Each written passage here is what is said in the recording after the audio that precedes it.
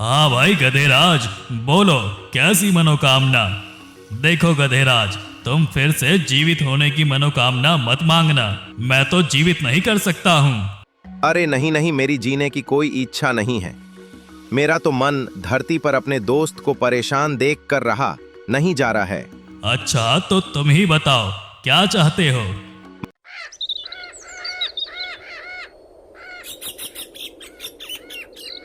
एक समय की बात है। सुंदरवन नाम का एक बहुत बड़ा जंगल हुआ करता था, जो जंगल बहुत ही अनोखा था। वहाँ एक खतरनाक तेंदुआ चतुर लोमड़ी के साथ था करता था, जो मिलकर जानवरों का शिकार किया करते थे, जिससे जंगल के सभी जानवर तेंदुए से डर कर रहा करते थे। लोमड़ी, आज मुझे बहुत आलस आ रहा है। मेरा बिल्कुल भी शिकार को ढूंढने का मन नहीं कर रहा है। तुम जल्दी में जाओ और कोई अच्छा सा शिकार ढूंढकर मुझे बताना, फिर मैं आकर उसका शिकार कर दूंगा। अच्छा महाराज, जैसा आपको ठीक लगे, मैं अभी आपके लिए कोई शिकार ढूंढती हूँ। इतना कहकर लोमड़ी वहाँ से चली जाती है और जंगल में शिकार ढूंढने लगती है। जैसे ही लोमड़ी घूमते घूमते पहाड़ी के पीछे पहुँचती है, तो उसे वहाँ एक गधा दिखाई देता है, जो कि पेड़ के नीचे बैठकर आराम कर रहा होता है। अरे वाह, आज तो मोटा शिकार हाथ लगा है। इसका शिकार करके तो मजा ही आ जाएगा। अब जल्दी से महाराज को बता देती हूँ, फिर साथ में इसका शिकार करेंगे। इतना कहकर लोमड़ी वहाँ से वापस चले जाती है और तेंदुए के पास पहुँच जाती है। बोलो लोमड़ी, क्या खबर लाई हो? कोई शिकार मिला कि नहीं? महाराज, आज तो बहुत ही मोटा शिकार हाथ लगा है। अरे वाह, तूने तो आज मेरा दिल खुश कर दिया। पहली बार तुमने कोई अच्छा काम किया है। अब जल्दी बताओ, कौन सा मोटा शिकार हाथ लग गया है? महाराज, पहाड़ी के पास ही पेड़ के नीचे एक गधा आराम से बैठा हुआ है। आप जल्दी चलिए और उसका शिकार कर लीजिए। अरे मूर्ख लोमड़ी, तेरा दिमाग खराब हो गया है क्या? अब जंगल का राजा एक गधे का शिकार करेगा? इतने भी बुरे दिन नहीं आए मेरे। अरे अरे महाराज, आप गलत समझ रहे हैं। वो गधा बहुत ही कोमल और छोटा है।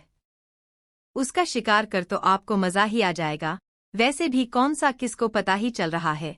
बात तो तेरी ठीक है। चल फिर मुझे उसके पास ले चल, जरा मैं भी देखूं कितना कोमल शिकार है। फिर तेंदुआ लोमड़ी के साथ चले जाता है और पहाड़ी के पास पहुंच जाता है। अरे मूर्ख लोमड़ी, ये गधा तो हाथी का दोस्त है। क्या तू उस हाथी को नहीं जानती है? अगर गलती से भी उसे पता चल गया कि इसका शिकार मैंने किया है, तो वो अपनी एक सूंड से मुझे मारकर फेंक देगा। अरे महाराज, आप उसकी चिंता क्यों कर रहे हो? किसी को भनक तक नहीं लगेगी कि इस गधे का शिकार किसने किया। अच्छा चल, तू बोल रही है तो ठीक है, मैं अभी उसका शिकार कर देता हूँ। फिर तेंदुआ गधे पर झपट्टा मार देता है और एक ही झटके में उसका शिकार कर वहाँ से अपनी गुफा में चले जाता है। अरे वाह लोमड़ी, इसका शिकार करके तो वाकई में मजा आ गया। इसका शिकार तो बहुत ही कोमल था। हाँ महाराज, मैंने तो आपसे पहले ही कहा था। आज तो अच्छी पेट पूजा हो गई।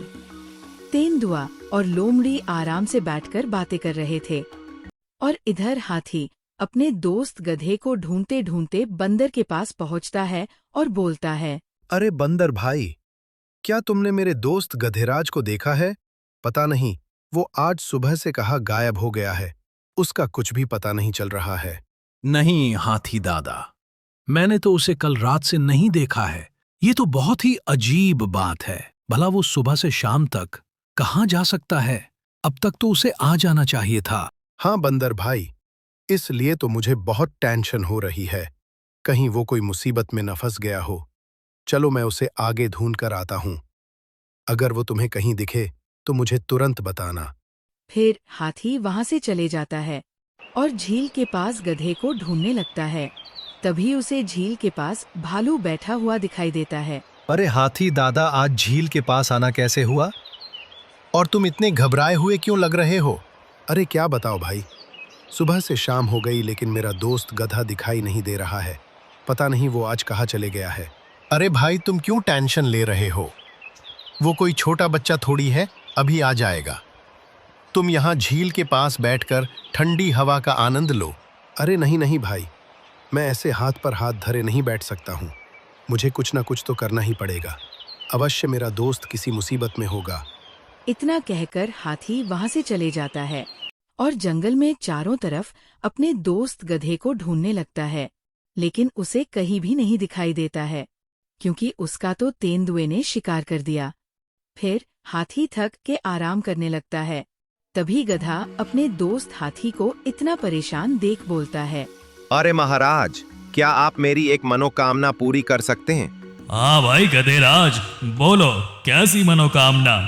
देखो गधेराज, तुम फिर से जीवित होने की मनोकामना मत मांगना, मैं तो जीवित नहीं कर सकता हूँ। अरे नहीं नहीं, मेरी जीने की कोई इच्छा नहीं है।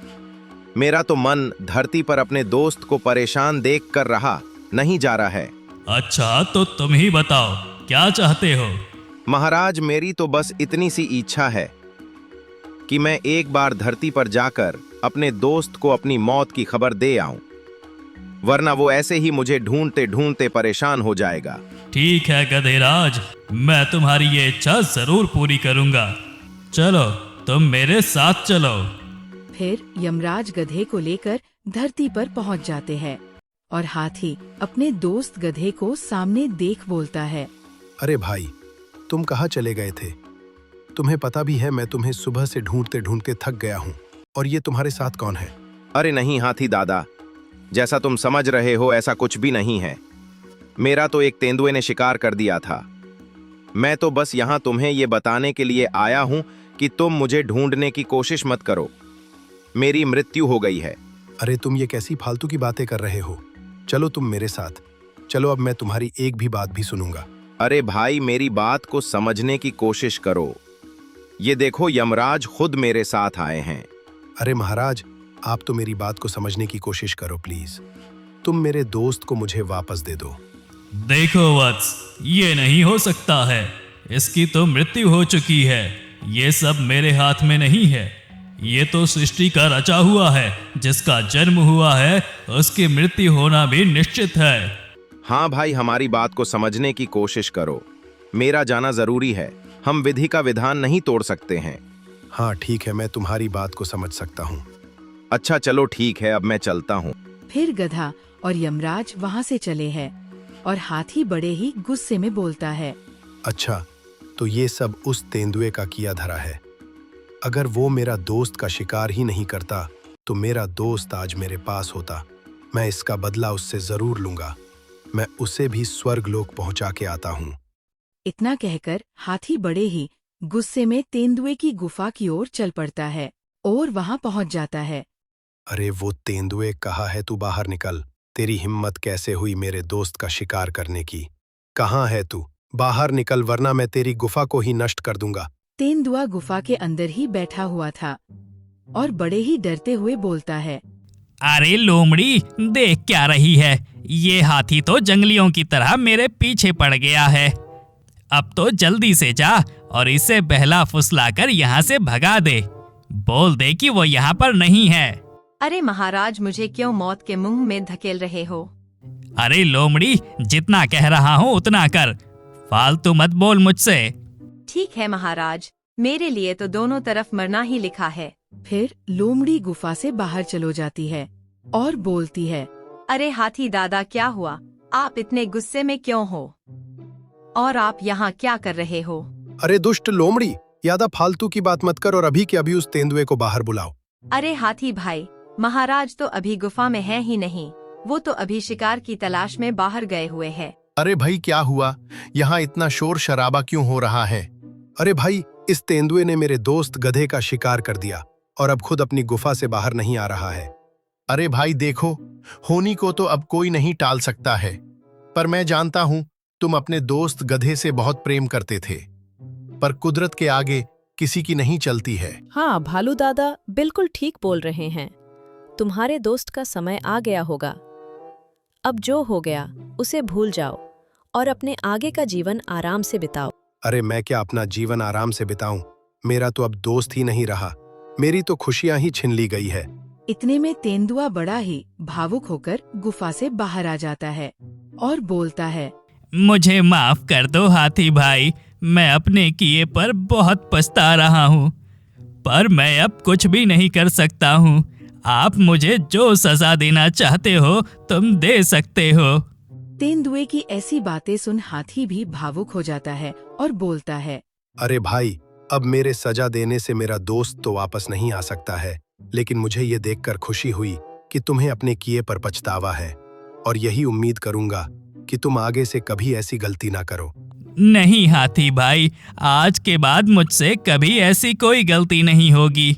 मैं आज जंगल के सभी जानवरों के सामने शपथ लेता हूँ कि मैं आज के बाद इस जंगल के किसी भी जानवर का शिकार नहीं करूँगा और हमेशा इस जंगल की रक्षा करते रहूँगा। तेंदुए की ऐसी बात सुन जंगल के सभी जानवर झूम उठते हैं और मजे से जंगल में रहने लगते हैं। तो दोस्तों, अगर आपको कहानी अच्छी लगी हो तो वीडियो को लाइक और चैनल को सब्सक्राइब जरूर करें।